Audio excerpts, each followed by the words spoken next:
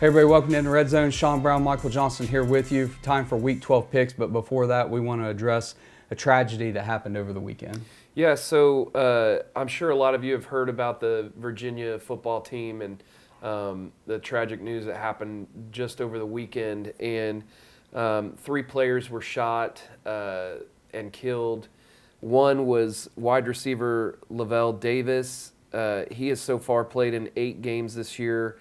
He had 16 receptions for 371 yards and 2 touchdowns. Then you had linebacker Deshaun Perry, who played in 7 games, had 5 tackles, 5 solo tackles, and 2 assisted for a total of 7 tackles, and 1 of those tackles for loss. The other player was that was wide receiver Devin Chandler, and I wasn't able to find any statistics on him, but just wanted to shine a little light on those players. I feel terribly for the parents, for the family members of those parents, but also for the football team as a whole. You know, those teammates that call themselves brothers, and those coaches that tell those parents, we're going to take care of your kids for 4 or 5 years, and even the AD. I mean, it goes all the way down the athletic department. They're all mourning the loss of these 3 players. So just if you can, just keep those players, you know, in your thoughts and prayers, and we'll go on with the show. Yep. Definitely tragic to hear that had happened. Yeah. So. Okay, guys, so let's get started. As always, please subscribe to the channel if you haven't subscribed, like the video, leave a comment. And then if you haven't joined in the Red Zone, go to our YouTube homepage on a laptop, PC, Mac, and hit the join button, $1.99, $2.99. You can see the membership tiers there. Get you NFL picks, get you extra college picks, as well as some other things. So if you haven't joined yet, go join. It doesn't cost that much, and we're not going to raise the price. So as far as Week 11 goes, to be honest with you, I spent the whole weekend moving. You would not believe what it takes, the small army, to move a TV station from an old building to a new one, and all the technology. And I think in the course of 48 hours, Saturday and Sunday, I think I worked over 40 of those. Yeah. I did not sleep much at all. That's why you're getting the video a day late as far as this goes. And because of that, I mean, I caught the very tail end of Alabama Ole Miss, about the last 5 minutes, and that was about it. I think maybe on my phone between trips from station to station, I had it mounted in my truck, which you shouldn't do. But don't do that. And I watched a little bit of Oklahoma and West Virginia, but not enough to matter. And so a lot of what I know is what the results I saw, the box score. I didn't get to watch a whole lot. So as far as talking about the games this past week, I don't have much to say. I mean, Vanderbilt upsets Kentucky. West Virginia did beat Oklahoma. Ohio State rolled.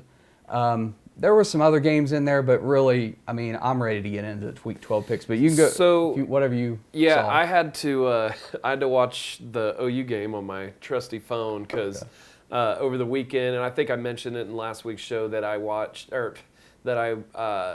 my daughter is type 1 diabetic, so we went to Oklahoma. Has a great organization called JDRF, and they put on this walk, and it was just a couple times around this park, and so, you know, and then people started to kind of slowly leave, but it's only year 2 for this walk, and last year I think they had 4 booths. This year they had like 20. And it's because November is National Diabetes Awareness Month. And I believe the 14th is National Diabetes Day. So actually, under my sweatshirt, I have diabetes, let's diabeat this. Oh, okay. That's from Parks and Recreation, old Leslie Knope trope there. So, but anyway, I had a great time. My family obviously is way more important than sports. So just when I could, I caught the game, and then after, you know, I caught a couple. I did watch some of the Texas TCU game. Trying to look down. I didn't know the final of that one until the next day. Yeah, because I was so just beat just down. Wiped out. I was so wiped out. I had a full day as well, so it just we didn't end up getting home till afternoon, almost early evening. So kind of the same thing for me, but not moving stations. Yeah. But Man, Washington over Oregon was shocker. Was like, surprising. I saw that final. I was like, I mean, we had picked Washington to cover against Oregon. Yeah. Like I didn't expect Oregon to cover 11, but for Washington to outright win, that was a surprise. I mean, Yeah. Oregon. I thought Oregon was better than Tennessee. Was the better one-loss team than Tennessee. There were a couple kind of under the radar upsets. One that really shocked me was Arizona over UCLA, 34-28. Yeah.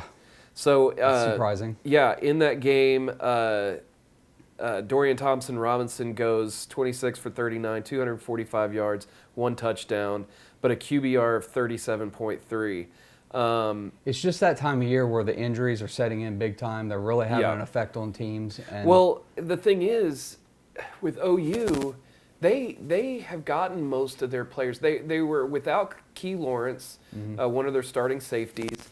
But their passing game hasn't really been that big of the issue. It's been their running game, and then their offense, for some reason, has just gotten stagnant at this point in the season. And their wide receivers, I'm really starting to think that the Cale Gundy resignation has been a lot bigger than we thought it would be. I think it's something else. And I went to Venables' press conference last week. I went to Levy and Roof's on Monday, Venables on Tuesday.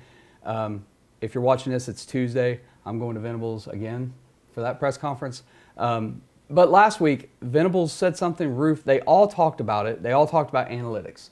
And actually on Mike Gundy's radio show on Monday, he talked about analytics. It was fascinating that all of them had the same thing to talk about. Yeah. And they talked about how with analytics, you know, you're either all in or you're not. Like you're either going to follow the analytics book or you're not, because you can't deviate, because then it all goes out the window. So you're either going to be committed to it or you're not. And I'm sitting there listening to this and I'm thinking to myself, that doesn't make any sense. It just doesn't, to stick to that analytics book. And here's why I say that. If I'm a coach, right? And the analytics book says it's 4th and 6 on my own 40. I need to go for it. Okay? The book says that. So what Venables and Gundy and all of them are saying is you do it. Like you stick to the book, you do it. But I'm sitting there thinking, okay, you have that situation on our own side of the field, and I know I've got like 2 linemen with like sore knees. They're not getting a push off the ball. Maybe my running back's got a busted finger. He's not holding on the ball good tight. You're not going to take those into account? Yeah. Like I punt. Yeah. I punt. I don't go for it. Like screw what the analytics say. Take the analytics book and wipe your butt with it. Well, Seriously. and too, depending on score, like there's a lot of different. But they're saying you can't take those into account. You got to go with what the book says if you're going to do analytics. That's what they said, or it doesn't work at all. And so. And That's then Roof wild. was talking about, all these guys are talking about, it's changed the game completely. It's why you're seeing more, I think, parity. It's why teams are getting upset, because it's just, there's no common sense to it anymore. Yeah. It is a black and white, this is the decision in this situation. And if you're sticking to the book and the team you're playing is sticking to the book, if 4th and 4 on your own 46 says you run the ball off right tackle, then the other team knows you're running the ball off the right tackle. That doesn't make any sense. Yeah. It makes no sense at all. So I feel football that doesn't explain all these upsets. Football is like chess in that you don't know your opponent's next move. You shouldn't know your opponent's next move. Right. When I coached, play calling is all about trying to figure out what the other guy's going to call in that situation. Yeah. And you're right. It's a chess match. Yes. And using that space in front of you as well. Like, you know, if you have and there were a couple of different things that just made me scratch my head. Like Venables on 4th and 1 deciding to kick a field goal. Like you're past the 50-yard line. Yeah. Or maybe he punted. He kicked, whatever he did. They chose to kick on 4th and 1 when they really needed to score. Was that the one that hit the upright, doinked? It might have been. I think that's the one I saw. Again, I was watching on my phone. I wasn't able to really watch this game being like, you know, diving into, you know, the all the semantics and stuff. But anyway, it just there have been a few times during this season that they've decided to go with something that just doesn't make a whole lot of sense. And it's not anything that directly, you know, lost them the game, but it's they need to throw that out right now Absolutely. and just play football. That's what they need to do. Just play football. Line up and play football. I wish they would do that. And I'm listening. And I don't.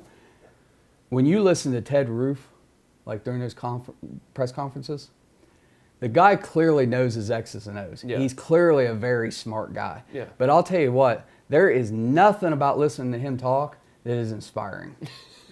Nothing. When he got hired on, a bunch of fans in message boards and stuff were saying that he looked like an insurance salesman. He does. He does. You could put him in an episode of The Office, honestly. I mean, and that's my thing. It's like when we'd get a high-ranked recruit, people would be like, "You just got roofed." You can't say roofied, but you got roofed. I mean, the guy is smart. Clearly, he is. But I mean, it's his son was supposed to be playing this year and got injured and out for the season before the first game even started. So I don't know how big of a contributor he would have been, but he would have been another guy that you throw out on the field and knows this entire system. So let's real quick move on because I don't want to spend too much time on week 11. But the one thing we do need to point out, I saw a graphic today. You know, A&M has lost 6 straight. Yeah, I believe 6 straight. But they are the first team in college football history to be a preseason top 10 ranking and not make a bowl game. Man, that is shocking. You know. Where was OU in that? I don't know, but you know what? They got 2 games left, and it's not a guarantee that they're going to make a bowl game. It's not. So, the only thing that makes me feel good about Bedlam is that OSU has been kind of rocky as of late. They did. They looked a little better last week. They had to put in Gunnar Gundy, which we got to watch live when we were calling high school games last year. And I'm not to rail on, I'm not putting down any player, but I saw Gunnar play in high school. And I've seen Gage play this year. Gage is much better. A lot better. Gage is a lot better. Well, Gunnar, he was good with the long ball, but you remember they had a wide receiver who just couldn't. There were 4 deep passes during that game, all to the same guy, and he dropped every single one of them. Yeah. I just when I see that's kind of what happened with OU right now. When I watch them on the field, on the sideline, play. Gage just sees the field better. I think he's got better footwork, and I think he's probably got a little bit more zip on the ball, where Gunnar just in high school, now I didn't get to see him play this last week. I would have loved to have seen him play a little bit, but in high school, a little bit more flat-footed, a little bit more staring down the receiver. Yeah. Now, all that can be developed. Yeah. But at that moment, when I compare as a high school senior, Gunnar to Gage, and that's Stillwater High School. If anybody wants to look these guys up, you ready to get started? Yeah. So last week, week 11, we had a tremendously good week. So with our free picks, the 15 picks, plus our bonus picks, which you got to join in the Red Zone to get, I was 14-7-1. You were 12-9-1. Combined 11-6-1. And just for those of you who haven't joined yet, on the NFL picks, I was 3-2. I do five games every week. So a reason to go join, by the way. So it's time for week 12. We have some great games here. We're going to pick 15 games here. And then in the extra video, we always pick, I think I have 6 games listed for extras. And then, of course, we'll have NFL later. But you ready to get started? I'm ready to get started. It's kind of a weird week because, and I hate that they do this, but the Big 12 switched Bedlam from the last game of the season because they don't want to play back-to-back weeks. Right. Which is just dumb. I mean, you're going to play somebody if you make that game. Yeah. But, they're playing Bedlam this week and not in rivalry week. Right. But it also gets you more eyes. It's a 6:30 game. Gets you more eyes on that game because, next week you've got Alabama, Auburn. You've got Ohio State, Michigan. Ohio State, Michigan, so the game. Huge. Absolutely. Auburn, Alabama might not be that good of a game. And quickly, my mom is coming for Thanksgiving, and she's like, "What are we going to do? Can we go horseback ride and do all this and that?" And I said, "Hey, Saturday's Ohio State, Michigan. I'm not doing a damn thing. Like, I'm watching the game." This might be the most hyped. Well, 2018, it went to overtime. First time that game's went to overtime. What were they ranked at that time? They were high. Ohio State was 1 or 2. I'd have to look it up, but they were very highly ranked because they were both in contention for playoffs. Yeah. And that was the Chase Voinovich was on Michigan. That was the revenge tour that came up short in Columbus. And then 2006, of course, was the greatest ever. That was you had Troy Smith, the Heisman-winning quarterback for Ohio State. Ohio State ranked number 1, Michigan ranked number 2. The game comes down 42-39, a final. It was literally the game. They called it the game of the century, and it really was. I mean, it was amazing. So if we get anything like that, I mean, you know, I don't know. It's gonna be good. All right, let's get. Do you think that do you think the loser of that game has a chance to make the playoff? No. You don't think so? No, I don't. Well, they've done it with the SEC now. Yeah, but the problem is both teams, and I'll admit it as an Ohio State fan, their schedules are crap. Yeah. I mean, compared to Tennessee. There's no comparison. No, I'm talking Georgia, Alabama, the years that they've made the playoffs. but just the facto of playing in the SEC, the conference schedule in the SEC, at least this year, is much tougher than the Big Ten. The Big Ten is probably second. I mean, the Big Ten East, like last year, you had Ohio State, Penn State, Michigan, and Michigan State were all good. Yeah. Michigan State's not this year. Indiana's not good this year, which they have been for previous couple of years. It's just down. I mean, Wisconsin normally dominates the West. They've been down this year. Nebraska faltered. Everybody thought they would be in contention for the Big Ten West. It's just, and then you add in these non-conference games that each school played. I mean, they didn't play anybody. It was kind of pathetic. Yeah. And it drives me crazy. Here's the thing. Notre Dame, yes. Notre Dame at the beginning of the year, you thought, man, that's a great win. Yeah. And then they sputtered a little bit. But now, since then, I know. Notre Dame is playing really, really good. I know, but you can't play the Central Michigans and the Toledos and the Ball States and expect to lose a game and get in. I mean, Ohio State, that year they lost to Purdue. They didn't get in. That was their only loss. They lost to Iowa that year. They didn't get in. Yeah. And that was a one loss. I don't think the Big Ten is strong enough to. So let's assume Ohio State or Michigan, one of the two lose. You're sitting there against a one-loss Tennessee. Yeah. I have to take Tennessee. As a fan, I mean, I just, if I'm being objective, you got to take a one-loss Tennessee over a one-loss Michigan or Ohio State. So Ohio State, just for a little exercise, Ohio State has beaten Notre Dame. That's a good win. Yeah. Since then, their whole schedule has been weak. Iowa has started scoring a little bit more. Penn State is a decent win. Decent win, but not great. I mean, I don't know. I could see they get Maryland this week, who got blanked last week. I could see if Ohio State. I don't know. This would be a tough one, because maybe Ohio State beats Michigan and then. Or loses to Michigan. Michigan loses the Big Ten championship game. Like, what happens then? I don't know. There's a lot of scenarios. I just, if I'm talking purely one-loss Ohio State or Michigan against a one-loss Tennessee, if that is the deciding factor to get into the 4th spot, I think Tennessee even though deserves Tennessee's already been beaten by Georgia. They got beat by Georgia, but they did beat Alabama. They clocked LSU. But Alabama's lost now. How many games? 2. But they just beat Ole Miss. They've lost 2. Yeah. They crushed LSU, who just won the SEC West. Yeah. I mean, it would be hard to keep Tennessee out in that situation. It would. But we'll get there. We'll get there. Yeah, Michigan had UConn, Hawaii, and Colorado State. Yeah, terrible. Terrible. That's a bad. If they had a one loss, I could see that they wouldn't make it. But Ohio State at least has a fighting chance with Notre Dame on that schedule. Yep. So. Okay, you ready? Yeah. All right, week 12 picks. Here we go. First one, Georgia, 22.5-point favorite against Kentucky. Taking Georgia all day to cover 22.5. I thought Kentucky could hang with Tennessee earlier this year. They couldn't. Kentucky just lost to Vanderbilt. I know you don't do transitive properties, but Kentucky's a mess. And it's the end of the year. Clearly, there's just things happening. They're not what they were at the beginning of the year.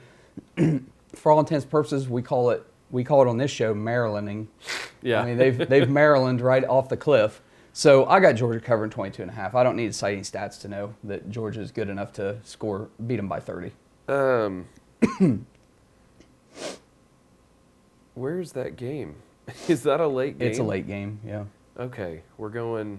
You're going in reverse order Yeah, here. I put the list together before they put them in order for TV. So, I gotcha. yeah. Okay. Well, I'm not even finding it anywhere. Okay, Georgia, Kentucky. Here we go. So Kentucky's still ranked at 6-4, They won't be after this week. which is amazing. Oh, wait. Yeah, AP did come out. I haven't looked at it yet. So, Kentucky's given up 20 points a game. They're only scoring 23. Their last 5, they lost to Vanderbilt. But how, was Vanderbilt a trap game? Did they work on Georgia, for the Well, they majority should of that? have. After the way they lost, Yeah. Kentucky can't afford to look past Well, anybody. but here's the thing. They lost to South Carolina, who's not very good. Nope. They beat Mississippi State. They lost to Tennessee 44-6. And then they did win at Missouri, which, Missouri's By 4. not Yeah. amazing, but Yeah. they could give you some trouble. So is Georgia? See, I want to look who's got. Okay, so Georgia has LSU. They've got Georgia Tech. So really, I don't think they struggle. If they do struggle, it might be against Georgia Tech. Looking forward to the SEC championship game. Georgia is going to play LSU again in the SEC championship game. Yeah, that's what I'm saying. Okay. Is if there's a week for them to kind of struggle a little bit, it might be against Georgia Tech. Yeah. So I'll take Georgia. Georgia. Okay. Ohio State 27.5-point favorite over Maryland, who just got shut out last week. Maryland they're off the cliff. They've hit rock bottom. They've exploded. The bus is on fire. Everyone's dead. Ohio State easily covers. Easy, I know. Go easy easy on the jokes. I know. That was probably too far, but Maryland has no chance. Yeah. So in that one, I'm taking Ohio State. I took them this last week, and they're just on a roll right now. I think they're really trying to get as many style points as possible to stay within that 4, even with one loss. If they do drop one, they could at least say, hey, we destroyed all these other teams. Yeah. So. Okay. Illinois is at Michigan. Michigan is an 18-point favorite. Illinois, again, they're doing what Syracuse is doing. I don't know what happened to them. I really don't. They've just kind of like sputtered. We had them last week covering in our extra picks. They didn't. We against Purdue, right? Yeah. I think Michigan rolled. Didn't I take Purdue? No, we both took. And Purdue covered. Yeah, that's Purdue right. covered. Yeah. I got Michigan rolling in this, especially at home. Yeah, Michigan's at home, and then they have Ohio State the next week. So they could be looking past, but I don't think so. They beat Ohio State last year. There's no reason to really be preparing for Ohio State. Illinois can beat you if you're not prepared. And everybody's been getting upset right now. I think Jim Harbaugh knows that. I think the coaching staff knows that we got to keep these guys focused. Yeah. And so I think they will be. I got them by 20. Winning by 20. Yeah, I'll take Michigan. Okay. TCU is a 3-point favorite at Baylor. No problem here. I got TCU. Not a problem at all. TCU is just not getting any love with these opening lines whatsoever. Yeah. Texas was favored when we picked the game last week. Yep. That was an easy call. Yeah. So I'm taking TCU as well. TCU should be in that top 4. I'm sorry, they just should. I mean, they're undefeated in a decent league. Well, right now they are. They're 4 in the playoff rankings. So they did jump up to 4. Yeah, last week they jumped to 4, so they are 4. So as long as they stay undefeated, all their goals are right in front of them. So and with Clemson's loss, did Clemson? Yeah, Clemson. No, they already dropped. Never mind. Forget it. Yeah. I'm brain dead right now. So this is a rivalry game for both schools. There was the real big hot issue back in 2012. I think whenever both teams, or was it 15? It was whenever it was the year before I believe it was the year before that the college football playoff started in 2014. That was the year TCU, Baylor, and Ohio State. It was those 3, and Ohio State got in. That was 2014. It was before Oklahoma or the Big 12 went back to a championship game. they just said, we're just going to have one true champion, and then they had ended up two. 3. It was a try. Was it? It was 3 of them shared it because everybody mocked the Big 12 after that in that year because they were like their whole the thing one was true champion, which is what Pac-12 is using now, one true champion, and it didn't happen. And they were like the laughingstock. And then they realized we got to get that extra game to have an extra data point, the 13th data point. And it was funny to see, but. No, I'm rolling with TCU on this. They keep winning and keep winning. They beat Texas 17-10, but Texas is good this year. I mean, I saw a graphic today, and the headline 247 Sports: Texas is not back.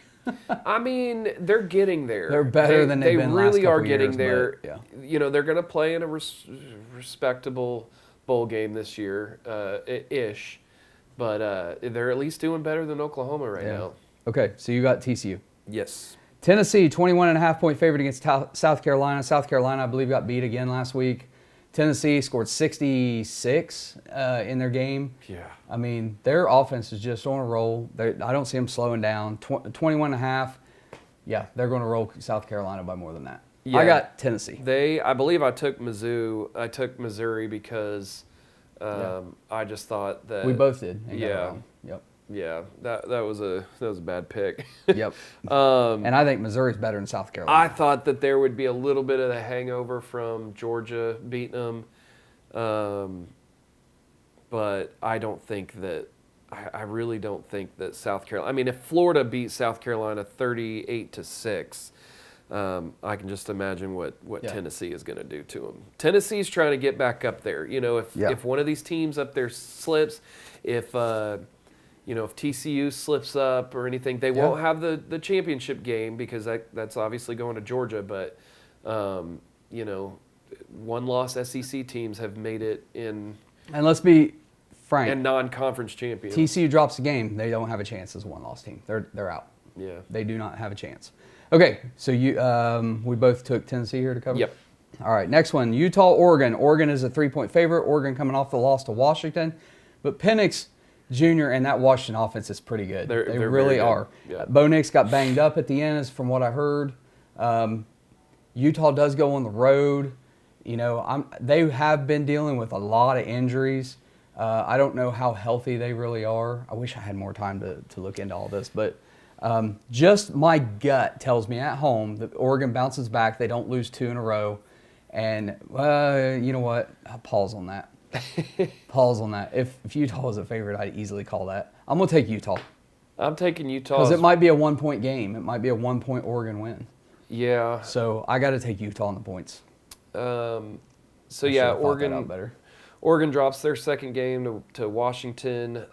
And before that, they were rolling. They beat Colorado 49-10. They beat Cal 42-24. Beat UCLA 45-30. They beat Arizona 49-22. So they were doing everything they needed to do to kind of gain that respect. Utah has been on a 4-game winning streak. They beat USC 43-42 in that great game. Yep.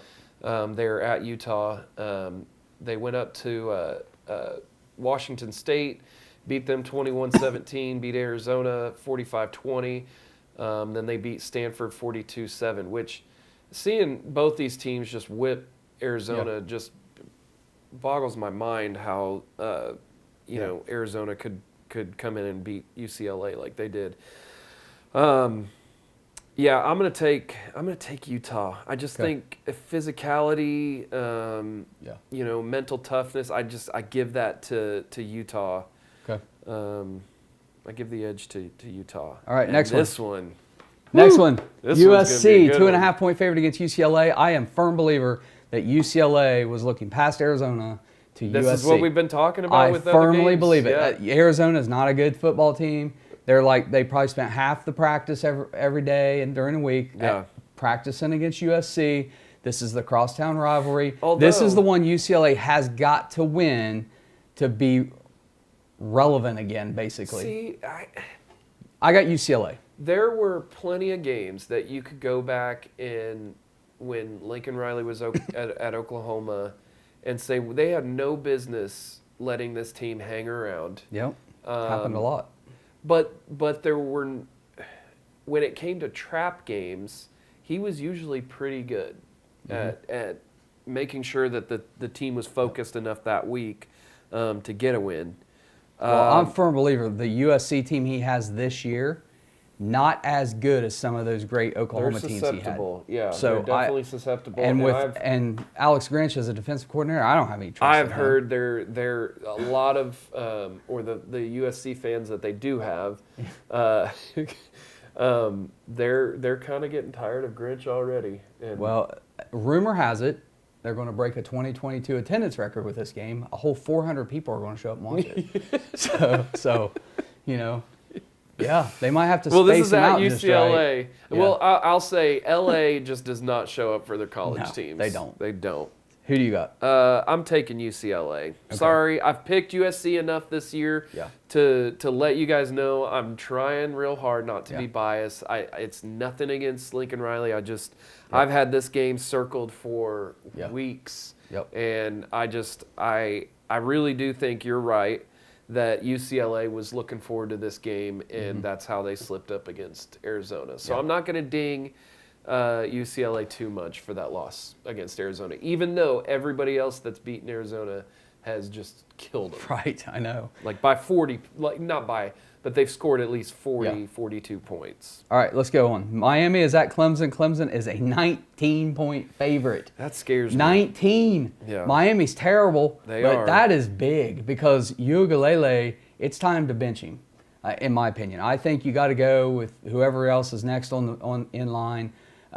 He's not your guy, but they won't. Dabo's going to play him. He's going to play him the whole game, and Clemson's not going to cover. I got Miami. Yeah, this one makes me real nervous. Clemson has given up 21 points per game. They are scoring 34, but a Clemson team that's given up over 20 points per game. They're missing Venables. Yeah.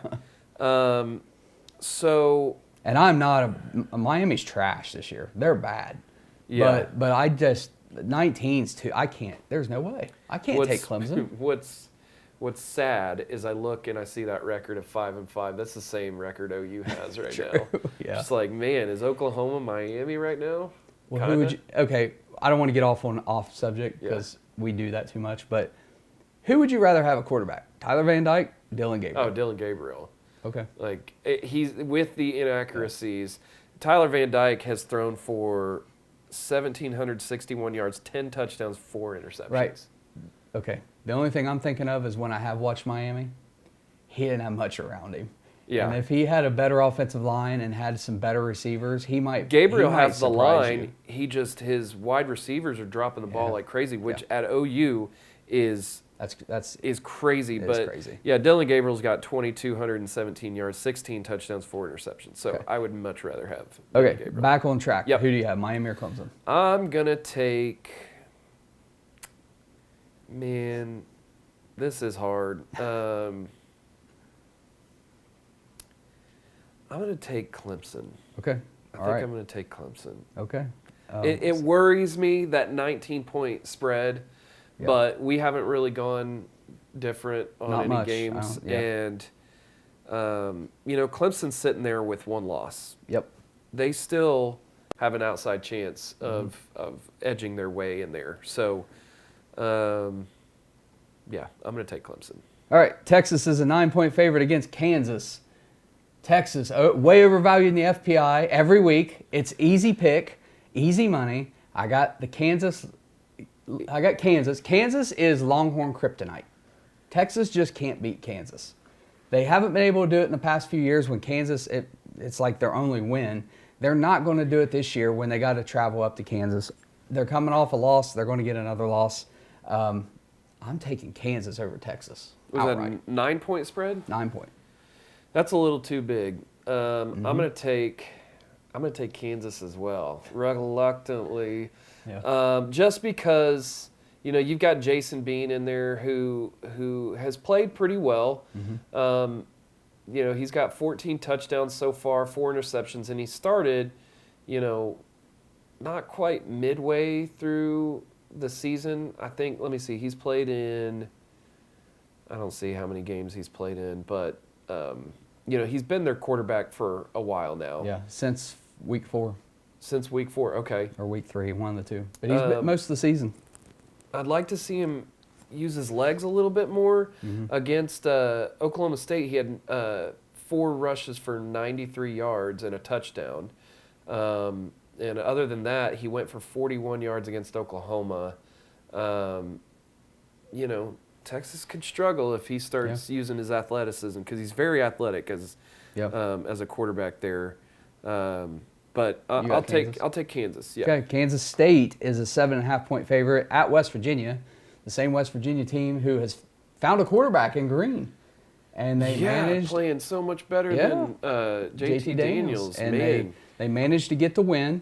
It was raining. It was all kinds of conditions down there. He was pretty inaccurate, and I don't know how much of that had to do with the rain. But I don't know that Green's a quarterback that you can just ride with the whole time. Probably not. But I'll tell you what, in this game, my gut tells me that Kansas State probably wins this game by 7, but not more. So I'm taking West Virginia to cover. Not to win, but to cover. At home. Kansas State, they've been kind of a surprise this year. I'm trying to find that game. I'm sorry. Your order here is just insane. It's out of whack. I don't know. West Virginia, I'm going to say this, and you guys are going to be like, oh, they just beat Oklahoma. West Virginia is the worst team in the Big 12. They just are. I would disagree with you on that one. Who do you think? Oklahoma? Texas Tech? Texas Tech, probably. You think so? Okay. So maybe not the worst. I think Texas Tech and Oklahoma are right there. Then maybe not the worst, but they just, before this game, you had not a single West Virginia beat writer was picking West Virginia to win that game. Yeah. Nobody was picking West Virginia to win that game. Right. You might have picked against the spread for Oklahoma, but... Well, I did, because in our video last week, I picked West Virginia to outright win. To win? To win, yes. Okay, maybe just you. But I'm just saying, OU just has problems. It's not a talent problem. They have one of the best blue chip ratios in the country. Sure. But they just have issues. There's some kind of disconnect between the coaches and the players. I don't know what that is, but I've said all I wanted to say about OU. But all that to say, I don't think West Virginia, OU beat themselves more than West Virginia did with the penalties in terrible situations, the coaching decisions to be able to not go for it on 4th and 1 or 4th and short. It may have been 4th and 2 or something. But well, I've been saying all year that watching that first game, the backyard brawl, Pitt, West Virginia, then watching West Virginia just in losses. I think it was a few weeks ago when I picked them. I said they're just a much better football team than their record. I think they're much better. I think you think they are. I do. Now I said that a few weeks back with JT Daniels. Yeah. But this Green kid, I only saw a little bit of that game, so I can't say I watched the whole game. But he provided a spark. There were a couple of writers for West Virginia just saying that they could not. Their offense they couldn't get anything going. They had some players, but Neil Brown went out and they lost a lot through the transfer portal, but the guys that they brought in weren't difference makers. They were just filler, and so their offense this year has just been. And granted, they do have 2 of probably the best. I think it's Dante Stills. The younger of the Stills brothers. They have 2 interior defensive linemen that may end up being all Big 12. At least one of the first or second team. Yeah. But I'm going to take Kansas State. Okay. I think that they're a better coach team. Okay. Their coaching staff is more. There's more continuity there with that, and then Neil Brown. He might be.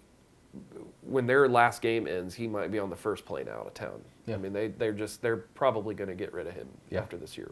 Next one, Bedlam. Oklahoma State is at Oklahoma. Oklahoma is a 7.5-point favorite. Last week, I think they were a 7.5-point favorite against West Virginia.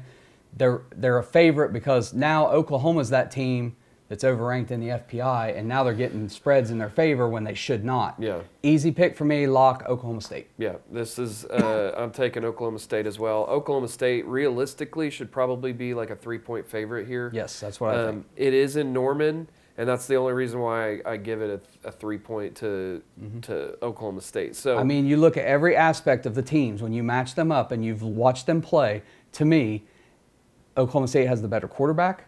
They have the better wide receivers. I think they probably even on running back. Eric Gray is probably one of the better. I mean, he's good, but I don't think he's great.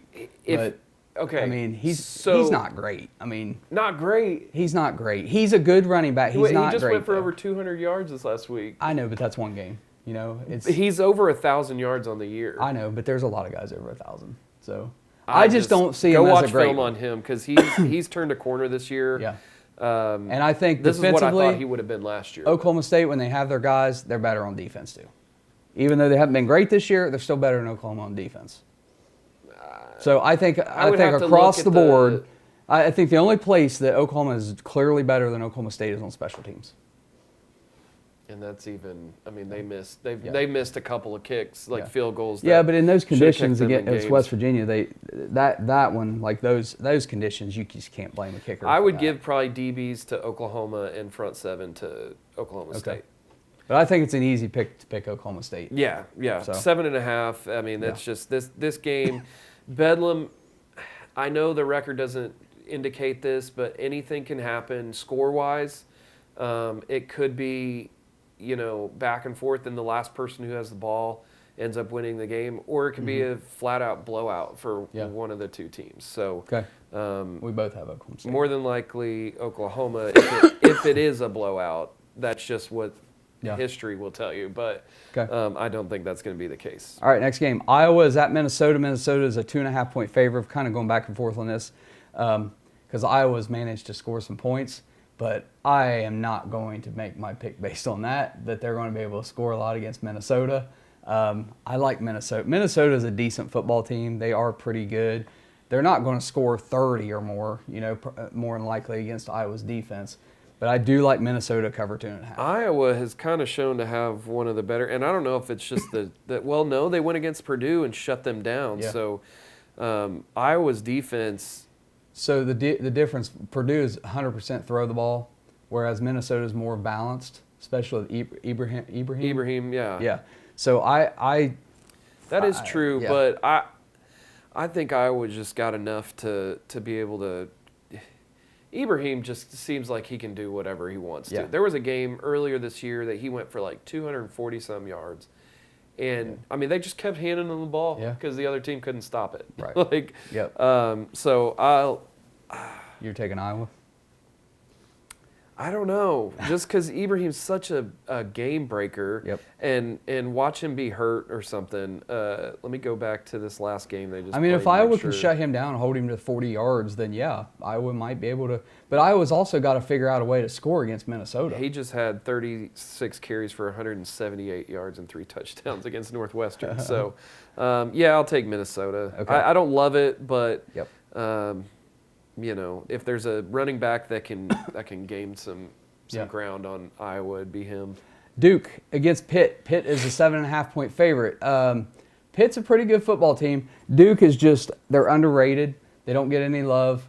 Duke is actually a very good football team, in my opinion. I've seen them play several times this year. They're just solid. And I like Duke covering the points here.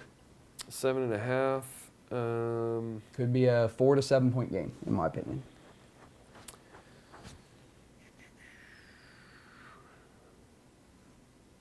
Pitt's won their last 2. They beat Syracuse, who Syracuse has kind of taken a nosedive. Maryland. Then they beat Virginia, who hasn't been very good. Yeah. Duke has won their last 3. Virginia Tech, they beat 24-7. Boston College, who has been able to surprise at times. Mm-hmm. They beat them 38-31. Then they beat Miami 45-21. It's at Pitt, which is the only thing that really kind of gives me pause here. I'm going to go with Duke. They're scoring more. They're giving up less points. Yeah. I'll take Duke. NC State against Louisville. Louisville is a 4-point favorite. Louisville has come on of late and been playing pretty good. Yeah. NC State has been hanging in there despite losing Leary earlier this year. But they never cover when I pick them, so I'm going the other way. I got Louisville as well. You got Louisville? Louisville, yeah. Okay, I got Louisville covering 4 at home. Okay. Last one, Syracuse is at Wake Forest. Wake Forest is a 10-point favorite. I cannot pick Syracuse going on the road after they've they lost 4 in a row now? I think they've lost 4 in a row. Since, looking. Here it is. Let's see. But Wake Forest has not been dominant. Like Sam Hartman's got 2,743 yards, 28 touchdowns, and 10 interceptions. That's not a good touchdown to interception ratio. Don't love that. I'm taking Wake Forest cover 10 at home. I think Syracuse is able. They might be. I think I looked at their interceptions a little while back, and they were up there in teams for interceptions. So if they can turn Wake Forest over, then it's a they big can, ask at this point in the season, the way they've been playing. Yeah, they've been struggling. But 10 is a big spread in this game. But I'm not picking Syracuse. Wake Forest has lost their last 3, but they've been scoring. So they scored, 34 against North Carolina, whose defense isn't that great. They scored 21 against NC State. They scored 21 against Louisville. Then they beat Boston College 43-15. They beat Army 45-10. And then Louisville is just the last 2 weeks they've scored 12 points in the last 2 weeks total. Yeah. Man, this is tough. When you see 2 teams that are just on a downhill slide right now, I'm gonna take Syracuse. Just hoping they can turn Wake Forest over. I'll take Syracuse. Okay. Hey, guys, we are getting ready to do more picks, our extra picks, the games we're going to pick. SMU, Tulane, Ole Miss, Arkansas, Navy versus UCF, Stanford, Cal, Iowa. I have Iowa, Minnesota. Oh, I'm going to have to change that game out. And then Wisconsin, Nebraska, we'll have another surprise game in there as well. But, hey, you got to join in the Red Zone to see those picks. You got to join to see the NFL picks every week. And then also smash that subscribe button, like the video, leave a comment. And that's all we got for Week 12. And we will be back here next week for your picks for what is normally rivalry week leading into Thanksgiving weekend. So hope you guys enjoyed the show. We'll see you next time. Take care.